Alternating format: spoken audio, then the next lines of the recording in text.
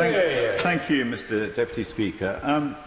I have to say, it's very disappointing to look around the chamber today and to see how few members we actually have on either bench, really, but certainly on the government benches.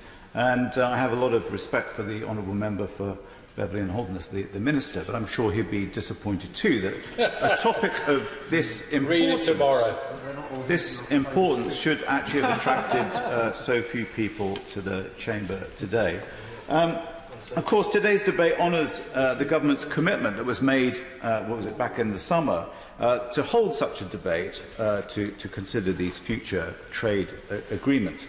But it doesn't actually provide for the much-needed debate on the government's outline approach, based with an amendable substantive motion that was proposed by our Trade Select Committee in our Trade Policy Transparency and Scrutiny report, which is disappointing. It does seem that the government's conduct of marginalising Parliament in the process of Brexit is actually evident once more. So much for taking back control.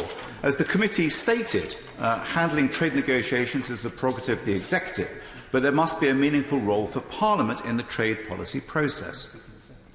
The committee has been absolutely clear that trade policy needs to be open and inclusive and maximise the benefits across and throughout the UK, that government must operate from a presumption of transparency and that consultative processes must be formalised. Specifically, the committee was interested in the role that Parliament, the devolved administrations, local government and businesses and civil society should have in the process, all elements of which are included in the Labour Party's policy on trade deals. However, it would seem that the Select Committee report is being ignored. Since his appointment, the Secretary of State for International Trade has asserted a great many things. In July 2017, we were told a deal with the EU would be the easiest in human history. In December 2017, he stated that the 40 free trade agreements covering 55 countries could be rolled over a second after the UK left the EU. And just a couple of months earlier than that, Lord Price, the then Trade Minister, told us that there were 36 free trade agreements with 60 countries, and he said they could simply be cut and pasted and that they had almost already been done. It was not until the Select Committee heard from Professor Andreas Duhr that there were in fact 41 free trade agreements covering around 70 countries, that was a figure confirmed by the Financial Times, that we absolutely knew where we were. As suspected, the notion that free trade agreements could be rolled over has not proved quite as easy as the Secretary of State originally claimed. While not central to this debate, they do, however, illustrate the huge challenges that we will face. Just 2 weeks ago, the Secretary of State came before the Select Committee to face questioning, and it was quite clear that things were not really going that well on rolling over these agreements. Despite his considerable obfuscation, the reality of the state of the deals was evident from the Secretary of State's own briefing note in front of him. Anyone who was actually in the committee room could see that on that piece of paper there was a huge amount of red, a little bit of orange and very little green. Using that little green, amber, red traffic light system, it was quite clear what the situation was, the status on these free trade agreements. When the Secretary of State was challenged about that, he claimed colour blindness. Yet hours later, he was more forthright with business leaders in the afternoon. Sadly, not to us. Yet another example of keeping Parliament in the dark. I will give way, of course. The Honourable Gentleman reminds me of the idea of keeping Parliament in the dark, that if the UK and the EU were to enter into a trade negotiation, we might actually find out more from the European Parliament side, or European parliamentarians would know more than members in the House of Commons would know, and that our best way of finding out would be asking friends from Ireland just to let us know what was happening, because far from taking back control, the European Parliament would have actually more control and say in that particular trade negotiation, which is a supreme irony of the whole Brexit carry-on. I thank my honourable friend for his intervention, and he makes an important point. I thank him also for his chairmanship as well of the committee, which he does so well. It is true that you sense, one senses rather, Deputy Speaker, one senses that we are being kept in the dark, that there is far greater transparency on the EU side, and that we probably will end up learning more from them and also other countries in terms of how our deals are progressing. We have actually found that when we've been on select committee visits to Geneva or to Brussels or elsewhere, where we're discovering from ambassadors, trade ambassadors, what the reality is from those other countries. Would Martin Vaile give way on that point? I will indeed. I thank you for giving way, and I'm enjoying his speech very much. It's not just our relationship with the EU that seems to be in the dark. The ministers themselves seem to be in the dark from one another. The Chancellor, for example, has said that he doesn't want any tariffs on food because he wants to keep food prices down. But in today's DEFRA questions, the Minister for Farming gave a very long answer about how DEFRA is looking at tariffs and quotas and various other restrictions. This isn't very good in as much as government departments can't even talk to one another, is it? I thank my honourable friend for his important point. It was something I was going to come on to later in the speech, but he is absolutely quite right that it's kind of fudging it along as we progress, and no one is absolutely clear on how these things are going to be managed. But I think amongst our rural and farming communities, I would be extremely concerned about where this is going to take us, because it's absolutely not clear, having been so dismissive of the CAP, about how we are going to manage our all-important farming and agricultural sector post-Brexit. As I was saying about the free trade agreements and what was discussed in our select committee last week, it has subsequently become clear that the situation is a real mess. The status of the deals has subsequently been leaked, and we now know that there have just been 5 agreed. 9 are off track, 19 are significantly off track, and 4 are not possible to be completed by March 2019, and 2 are not even being negotiated. So much for colour blindness, perhaps more of a blind spot. Of the 5 deals that have been rolled over, the lack of priority and importance is perhaps self-evident. The Faroe Islands, as was being mentioned earlier, the UK's 114th largest trading partner, critical then, accounting for 0.1% of our total UK trade. Clearly we buy a lot of fish from them. And then Chile, our 65th largest trading partner, again accounting for 0.1% of total UK trade, and the Eastern and Southern African region, which accounts for 1.5 billion and another 0.1%. Only Switzerland and Israel are countries of scale that are bringing the sort of deals that we would have expected earlier on in the process. Perhaps most concerningly are the agreements with South Korea and Japan that are way off track, and the lack of diplomacy is only hampering them. However, it is clear that the Secretary of State and his department favour securing deals with Anglosphere countries, and the US, Australia, New Zealand, Canada being prime among them. The US is a major market, but so is the EU. Perhaps it is the appeal of another strong and stable leader that is driving the Prime Minister and her Secretary of State to prioritise a deal there. Elsewhere, of course, it would be good to have better deals with Australia and New Zealand. But here again, it is not more sensible to prioritise the customers on your doorstep. You know, when I did a paper round, I always thought it was better to do the paper round of my own street rather than the other side of the village, but maybe I'm wrong. And the public should not be fooled into thinking this will be over by the year 2020 or 2021. These deals, as we've heard, are going to take 6 to 10 years to negotiate. This will not be easy. The EU CETA deal took 6 years, and that's typical of the scale. And we've heard that from trade negotiators, from trade lawyers, and from those involved in other countries, just how difficult this will be. The public needs to know, and those in our industrial sectors and our business sectors need to know too. Of course, the US is a great country, but it is an even better trade negotiator. Of course, in trade or in any business deal, size matters. And since the election of President Trump, we have seen a new approach that favours bilateral agreements preferred by this president, but which puts the US at an immediate advantage. Hence, NAFTA was redone.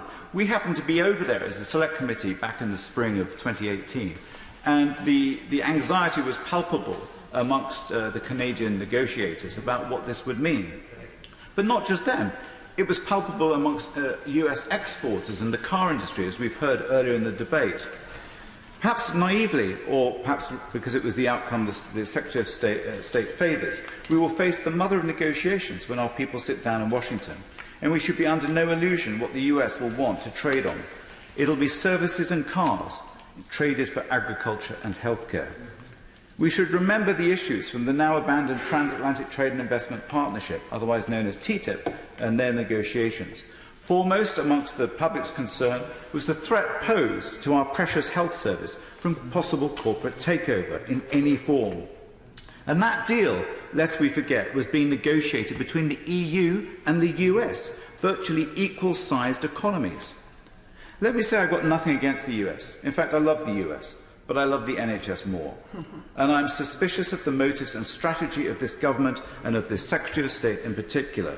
I have nothing against him personally, but let's be honest, he was the founder of the Atlantic Bridge, and his motivations and intentions have always been clear. Like so many of my constituents, I do not fear just for our health service, but for our excellent world-leading car manufacturers and local farmers and all those involved in our agri-food industry. None of those working in that sector should be under any illusion that they will be safe in a trade deal that this Secretary of State will seek to secure, urgently, desperately, in order to preserve the government's position. Without doubt, financial services will be his priority. And our farmers should also be concerned by what concessions are likely to be made, likewise our fisheries, in the trade deals elsewhere, especially in the trade of livestock. Just last week, there was disagreement between the Secretary of State for DEFRA and Secretary of State for BEAS, and this was echoed again this morning, as we've just heard, about who would subsidise our farmers in these circumstances should we leave the EU. Whilst both Australia and New Zealand have much to offer, their markets are still a small fraction of that of the EU, and the Secretary of State should be clear about.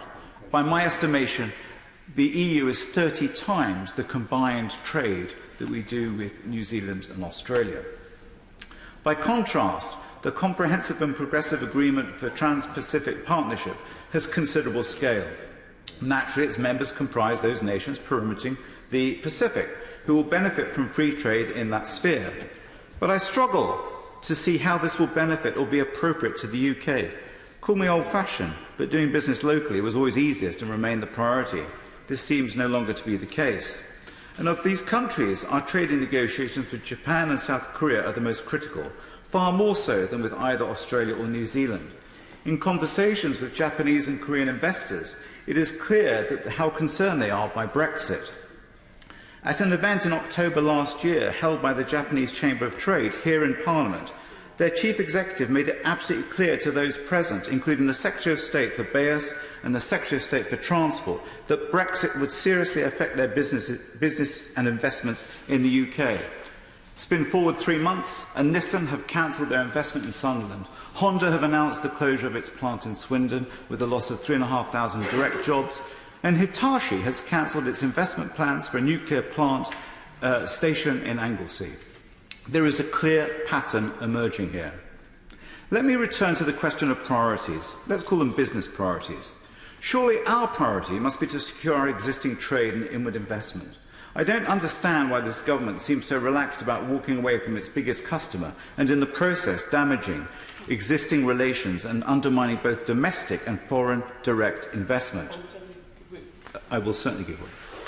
Give Honourable Gentleman for giving way. And he's mentioned Japan there, and doesn't he think that the lack of concern that's been shown to Japanese interests in this whole Brexit farrago won't serve the UK very well when it comes to having to deal with Japan for a trade deal? I mean, the list of companies and the concerns the Japanese have raised hasn't really registered, hasn't made any deviation in UK policy, and it's right that it's understandable that the Japanese can feel quite slighted given their interests and given that 40% of their EU investments were on island UK. I thank my honourable friend, whose constituency name I always get wrong, but for the Outer Hebrides, for his important point. He is absolutely right, and it's one of those things that it's not until you actually talk to these investors, to their representatives, these major corporations, and who have given so much prosperity to these islands over the last 30, 40 years, and how they do feel, he used the word slighted. Respect is such a critical part of the culture in Asia, and it is absolutely clear that they feel disrespected in this process, that we have not approached them, we have not engaged with them sufficiently well. The government may well have done to an extent. But the fact that we're now seeing this hemorrhaging of investment in the UK underlines how seriously this is felt. And at that reception held by the Japanese embassy in October last year, as I said, attended by the Secretary of State for BAES and for Transport, the words of the Chamber's Chief Executive were chilling. He said, in summary, about Brexit, "We will be watching you." Never have so few words concerned me so much. I can't help but conclude that this country is being seduced by a prospect of some sort of brave new world, Empire 2.0 if you like, when in reality the existing world in which we trade is both stable and prosperous, no matter the present headwinds. Actually, I would agree with the Secretary of State that we could be performing better in Asian Pacific markets, but I disagree with him on his solution. How can it be, as I've said previously in this place, that German exports are 10 times those of the UK into China? Germany is part of the EU, isn't it? Very good. Sometimes we, the UK public, have bought the lie that being a member of the EU has held us back in terms of international trade. It has absolutely not. To be fair to someone I didn't necessarily agree with, but Margaret Thatcher recognised that the importance of the EU. And as has been said earlier by my honourable friend, the member for Swansea West, who is no longer in his seat, it is perhaps the greatest irony that she would have sought to protect our membership of the EU single market, of which she was the architect, recognising its importance to those businesses based here, in particular those Japanese companies she persuaded to invest here, such as Honda and Nissan. She'd be turning in her grave. I remain convinced and committed to protect our market, our businesses and our jobs that they provide. Likewise to our farmers and my concern for those in the south of my constituency, around the villages of Barford, Bishop's Tatchbrook, Hampton Magna and Norton Lindsay, who I believe will be seriously damaged by the industrial scale farming they will be forced to compete with in future. But I also remain convinced and committed to the EU market. Surely it provides greater certainty than the prospect of being caught up in the crossfire of the US-China trade wars. The truth is, whether it be the uncertainty of negotiating with the current President of the US or the significantly smaller markets presented by Australia and New Zealand, these priorities, as claimed by the Secretary of State, are far removed from the certainty of the EU market. We should be wary of where we are going. Would he just give a brief on that point? I will certainly. I thank you for giving way again. And would he accept that one sector that is particularly vulnerable is the pig sector? Because American exports to China have all but come to an end, and they're desperate to find another market that they can populate with their pigs, and the obvious one is the UK. That would be a real threat, wouldn't it? I thank my honourable friend for his well-informed intervention. He clearly knows a huge amount more about the pig farming sector than I do. But it is something that did come up in conversations in the United States and subsequently about the opportunities not just for pig farmers but also for soya bean agriculture and how keen the US is to export those products. And we have to be cognizant about what that will mean, because, as has been said many times so far this afternoon, it is about concession, it is about trade, it's trading terms, and what it is that we're most prepared to give way on. But I am particularly fearful of the impact on our rural communities and on the farming sector, whether it be the pig farmers or others. Madam Deputy Speaker, in considering future deals, it really is essential, in any event, that there should be scrutiny from Parliament, and this is what has come through loud and clear through our Select Committee in taking evidence, that we should involve not just Parliament but with the devolved administrations, civil society groups, representative business bodies and the unions. There need to be economic impact assessments undertaken and shared with the relevant bodies, in particular Parliament and the administrations, an approach that ensures transparency and which is best exemplified by that followed in the EU's process, but also actually by the US itself. But you also need to ensure the protection and maintenance of workers' rights, environmental protections, certainly through our farming sector and rural sector, and oppose the use of investor-state dispute settlement mechanisms in future agreements.